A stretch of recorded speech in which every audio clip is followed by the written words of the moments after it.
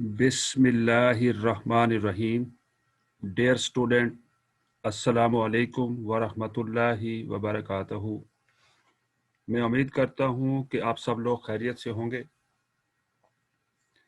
बेटा chapter number 13 और उसका बेटा आज हम जो टॉपिक पढ़ना चाह रहे हैं वो पढ़ना चाहते हैं mechanism of respiration in man.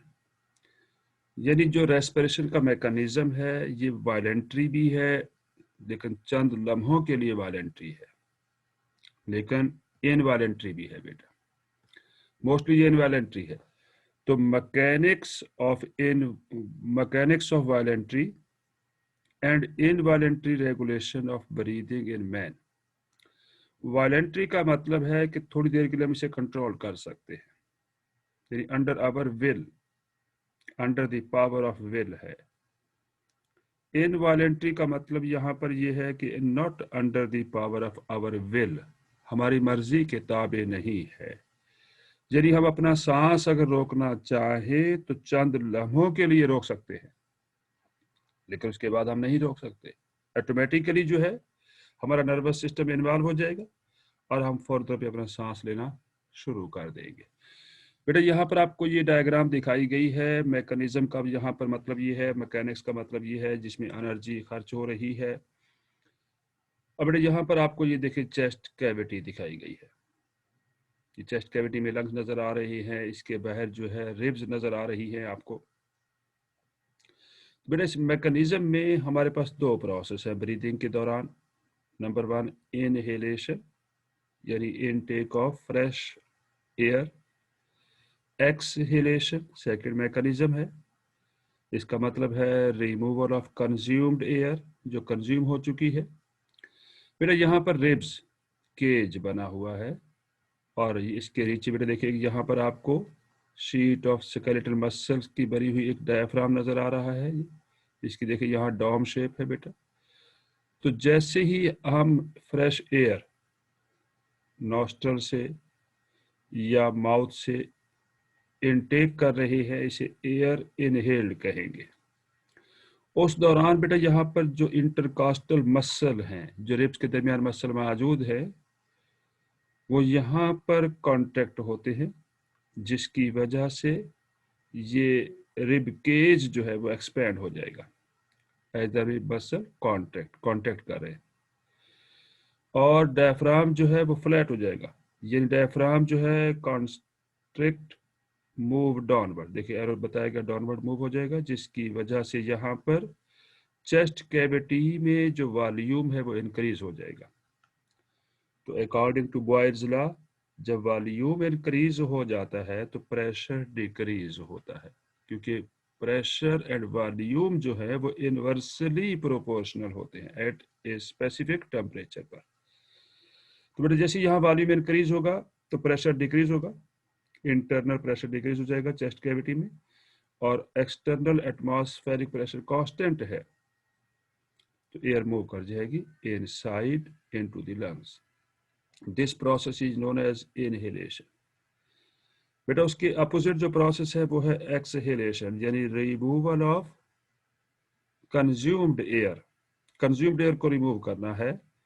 तो यहाँ आप देख रहे हैं कि ये जो रिब्स केज है, यहाँ पर रिब केज गेट स्मॉलर हो गया एज रिब मसल रिलैक्स हुए, और ये जो डायफ्राम है ये अपवर्ड मूव कर गया, डॉम शेप हो गया। तो डायफ्राम के जो मसल हैं, जो स्केलेटल मसल हैं, रिलैक्स हो रही है, मूव्स अपवर्ड, डायफ्राम मूव कर गया अपवर्ड, जिसकी वजह से यहाँ पर रिब केज के अंदर जो चेस्ट कैविटी है उसका वॉल्यूम डिक्रीज हुआ।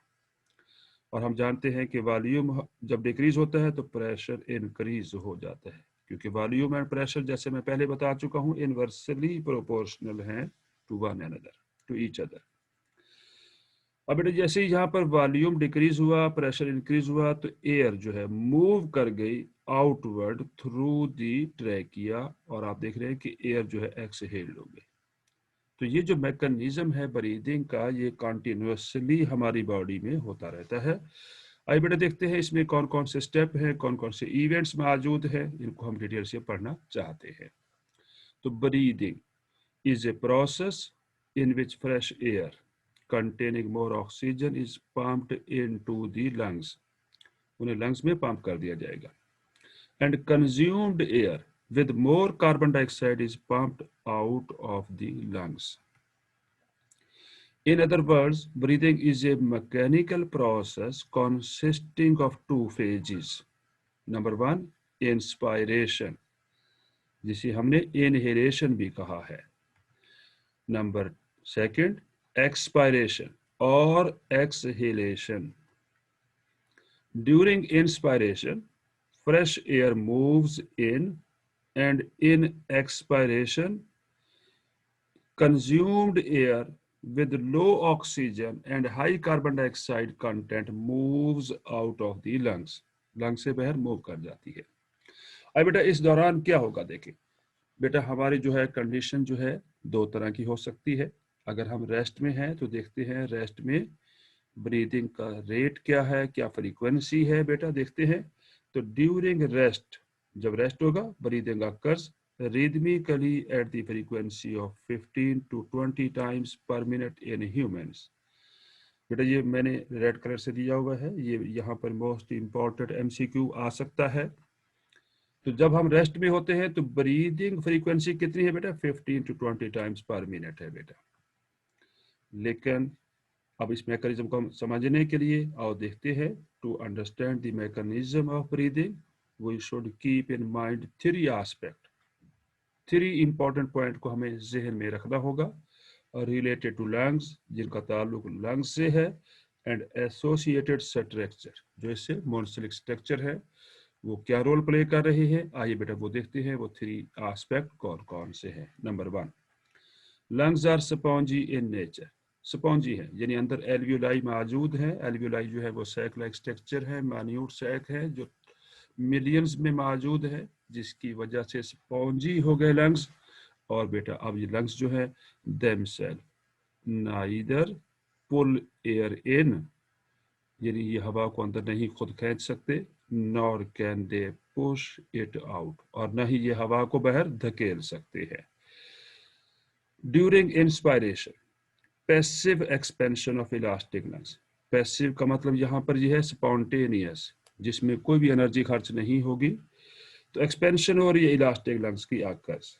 और expiration is due to passive contraction of lungs. तो हम यूं कह सकते हैं कि जो इंस्पायरेशन का प्रोसेस है दरअसल वो क्या है, passive expansion of elastic lungs है. और जो एक्सपायरेशन का प्रोसेस है बेटा, जिसमें हमने कंज्यूम्ड एयर को रिमूव करना है, is due to passive contraction of lungs. तो यहाँ लंग्स एक्सपेंशन हो रही है इंस्पायरेशन में, जबकि एक्सपायरेशन में यहाँ पर passive contraction of the lungs हो रही है. अब नंबर टू जो सेकंड पॉइंट है देखते हैं वो कौन सा है, कौन सा एस्पेक्ट है. The floor of the chest cavity is diaphragm.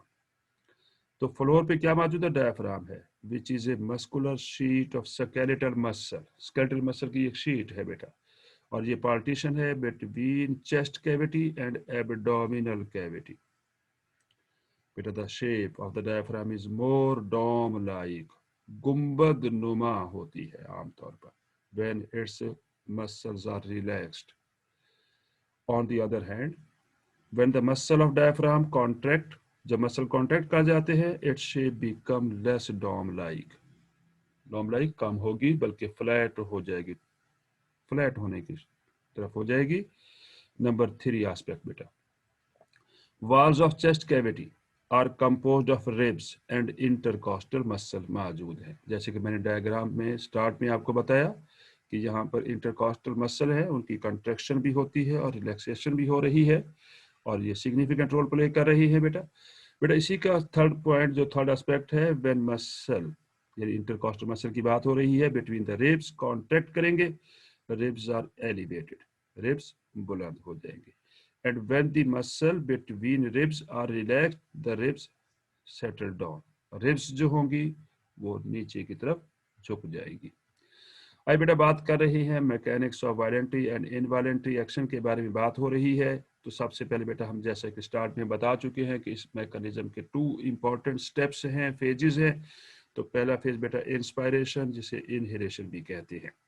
ये बेटा यहाँ पर आपको दिखाई गई है एक डायग्राम, यहाँ पर आप गौर से देखिएगा कि इस डायग्राम में ये आपको यहाँ पर रिब केज दिखाया हुआ है, ये एक्सपेंड करता है एज रिब मसल कॉन्ट्रैक्ट करते हैं, और जबकि डायफ्राम जो है यहाँ पर कॉन्ट्रैक्ट कर रहे हैं इसके मसल, और डायफ्राम मूव कर रहा है डाउन डाउन नीचे मूव कर रहा है और लेस डॉम लाइक हो जाता है, जिसकी वजह से चेस्ट कैविटी का वॉल्यूम जो है वो इंक्रीज हो जाएगा और प्रेशर डिक्रीज हो जाएगा। तो यहाँ पर बेटा इस दौरान क्या हो रहा है, देखिए इंटरनल इंटरकॉस्टल मसल जो है रिलैक्स कर रही है, और बेटा यहाँ पर क्या होगा, एक्सटर्नल जो इंटरकॉस्टल मसल है वो कॉन्ट्रैक्ट करेंगे, क्योंकि मसल दो तरह के हैं, जो इंटरकॉस्टल मसल है जो इनसाइड है और जो आउटसाइड है, तो आउटसाइड वाली मसल जो है यहाँ पर कॉन्ट्रैक्ट कर रही है। रिब्स केज मूव करेगा अपवर्ड एंड आउटवर्ड, और डायफ्राम कॉन्ट्रैक्ट करता है और फ्लैटेंड्स हो जाता है। Volume of thoracic cavity increases, volume increase हो जाएगा, pressure in the alveoli decreases, pressure क्या हो जाएगा, डिक्रीज हो जाएगा, और air moves in, air move कर जाएगी, जिसे हम इनटेक ऑफ फ्रेश एयर कहेंगे, this is known as inspiration और इनहेलेशन भी कहते हैं। तो बेटा अब हम इस मैकेनिज्म को जो हमने यहाँ डायग्राम में आपको एक्सप्लेन किया है, आइए बेटा इसको हम डिटेल से बात करते हैं। During inspiration the space inside the chest cavity is increased in two ways, दो वजह है बेटा। Number one, firstly the muscle of ribs contract, यानी जिन्हें हम इंटरकॉस्टल मसल कह रहे हैं वो कॉन्स्ट्रिक्ट कर रहे हैं और elevate the ribs upward and forward, पहला प्रोसेस बेटा। सेकंड बेटा क्या होगा, secondly the muscle of diaphragm also contract, जो मसल है डायफ्राम के यहाँ पर जो मस्कुलर शीट है between thoracic cavity and abdominal cavity के दरमियान वो कॉन्टैक्ट कर रही है, and diaphragm becomes less dome like, देखिए नीचे की तरफ देखिए एरो लगाया हुआ है, यहाँ पर लेस डॉम लाइक हो जाएगा। The downward movement of diaphragm, ये जो डाउनवर्ड मूवमेंट हुई है बेटा डायफ्राम की, and outward and upward movement of the ribs causes increase in the chest cavity, chest cavity increase हो गई, यानी volume of thoracic cavity increases and reduces pressure, और यहाँ पर प्रेशर क्या हो बेटा, एल्वियोलाई में डिक्रीज हो गया, कम हो गया। when the pressure from the lung is removed, जब रिमूव हो जाएगा प्रेशर, they expand, वो ऑटोमेटिकली क्या होंगे, पैसिवली एक्सपेंशन हो जाएगी लंग्स की, और with the expansion of lungs, lungs की एक्सपेंशन के साथ क्या होगा, vacuum is created inside the lungs, lungs में वैक्यूम हो जाएगा, खाली जगह पैदा हो जाएगी, in which the air rushes, air दौड़ जाएगी, एयर मूव करेगी, स्पीड से मूव करेगी from the outside due to the higher atmospheric pressure, क्योंकि एटमॉस्फेयर प्रेशर बहुत ज्यादा हो जाएगा, है कांस्टेंट है वो तो, लेकिन इनसाइड द लंग्स प्रेशर कम हुआ तो एयर फ्रॉम हाई प्रेशर से लो प्रेशर की तरफ मूव कर गई, दिस इज कॉल्ड इंस्पायरेशन, जैसे कि आपको यहाँ डायग्राम में दिखाया हुआ है।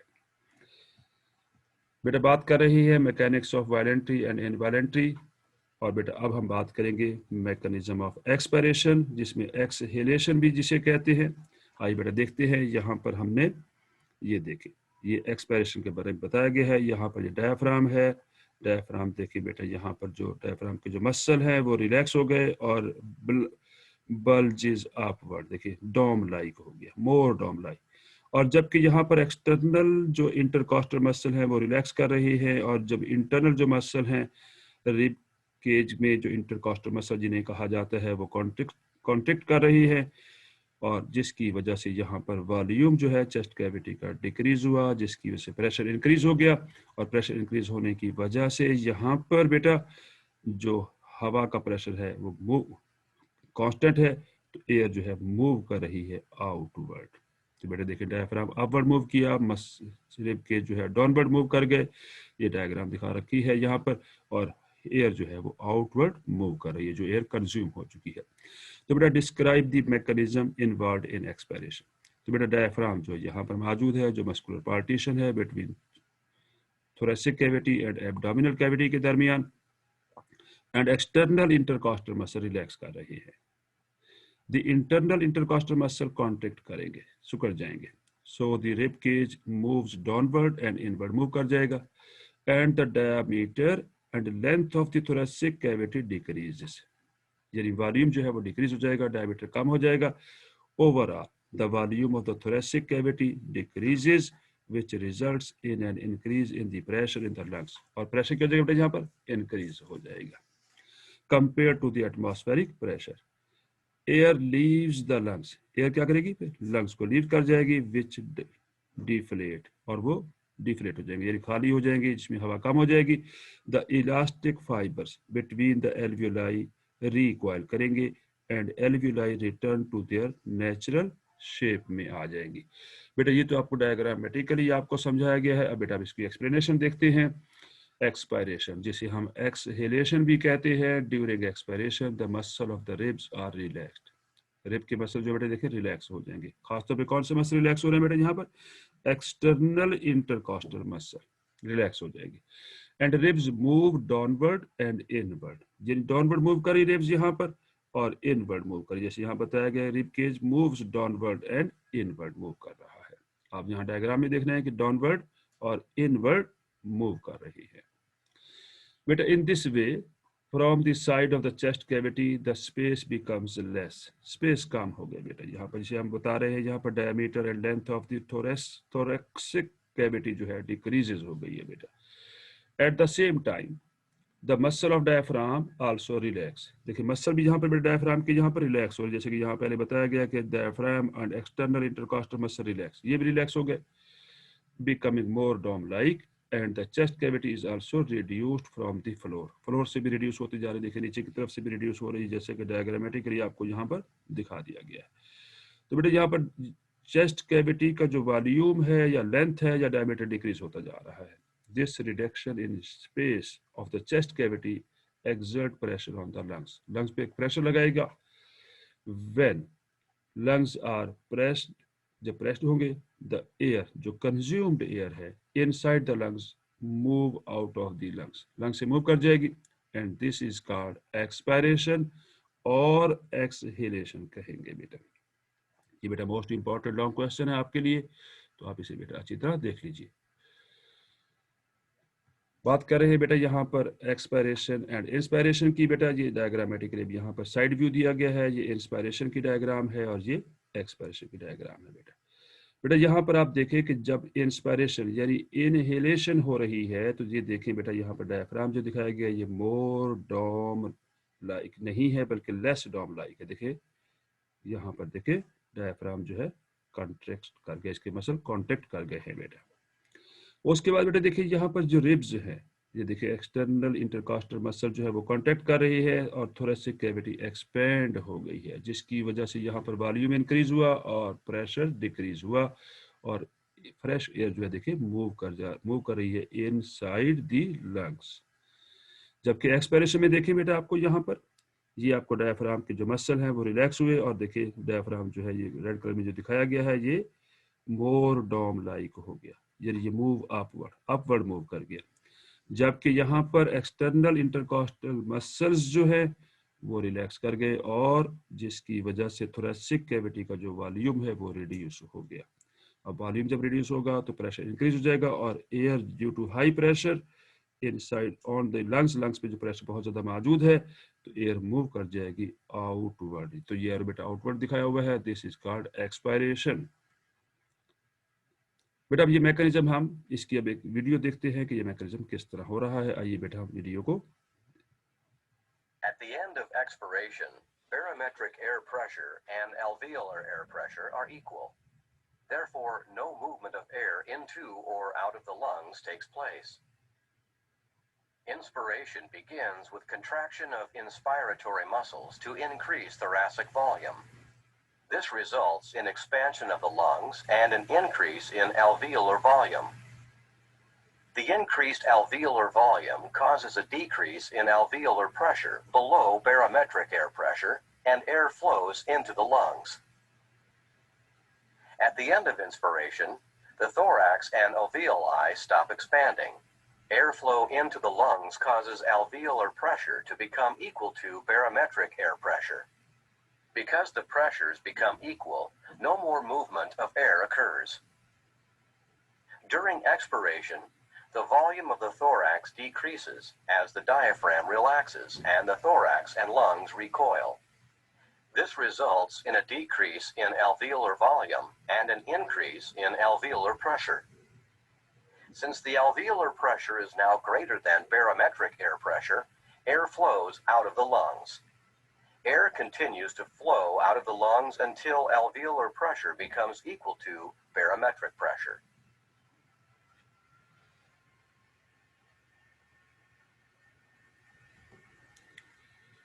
बेटा, आप देखना चाहते हैं कि एक बीमारी है बेटा बच्चों में, ख़ासतौर पे ऐसे बच्चे जिनकी एज जो है, यानी जो जेस्टेशन पीरियड, जो प्रेगनेंसी पीरियड है, वो 9 मंथ से कम है, यानी प्री मैच्योर बर्थ हो जाती है। उनमें एक डिजीज़ हो जाता है बेटा, प्रॉब्लम पैदा होता है, उन्हें हम रेस्पिरेटरी डिस्ट्रेस सिंड्रोम कहते हैं। और ये किन में होगा बेटा? इन प्री मैच्योर इन्फेंट, यानी वो बच्चे जिनकी जेस्टेशन एज जो है लेस देन 7 मंथ है, यानी 7 महीने से भी कम है। आमतौर पे जेस्टेशन यानी प्रेगनेंसी जो एज होती है वो 9 मंथ होती है नॉर्मल तौर पर, लेकिन अगर 7 मंथ से पहले ही उनकी बर्थ हो जाए तो उनमें ये प्रॉब्लम पैदा होगा, जिसे हम कहेंगे बेटा यहाँ पर रेस्पिरेटरी डिस्ट्रेस सिंड्रोम। अब बेटा इस दौरान क्या होता है, देखिए ये आपको यहाँ पर छोटे बच्चे के लंग्स दिखाए हुए हैं। इन लंग्स को अगर हम माइक्रोस्कोपिक उनका व्यू देखें तो ये इनके एल्वियोलाई नजर आ रहे हैं। तो नॉर्मल जो एल्वियोलाई होते हैं बेटा, देखें स्फेरिकल इन आउट शेप है, सैक लाइक है, बिल्कुल ठीक मौजूद है, कोई इनमें प्रॉब्लम नहीं है। लेकिन जिनके ये प्रॉब्लम है, ये बीमारी है जिसका नाम रेस्पिरेटरी डिस्ट्रेस सिंड्रोम कहा गया है यहाँ पर, तो यहाँ पर कोलैप्स्ड एल्वियोलाई आपको दिखाई दे रहे हैं। देखिए डी शेप हो गए हैं एल्वियोलाई, जिसमें यहाँ पर हवा जो है, फ्रेश एयर जो है वो मुकम्मल तौर पर ठीक तरीके से यहाँ नहीं आ सकेगी। अब बेटा देखिए इस दौरान क्या होता है। दिस अकर्स, ये बीमारी कब होगी बेटा? Because enough surfactant. अब सर्फेक्टेंट है क्या चीज़ बेटा? सर्फेक्टेंट दरअसल मिक्सचर ऑफ लिपोप्रोटीन मॉलिक्यूल है, और ये मॉलिक्यूल कहाँ से है बेटा? Produced by the secretory cell of the alveolar epithelium.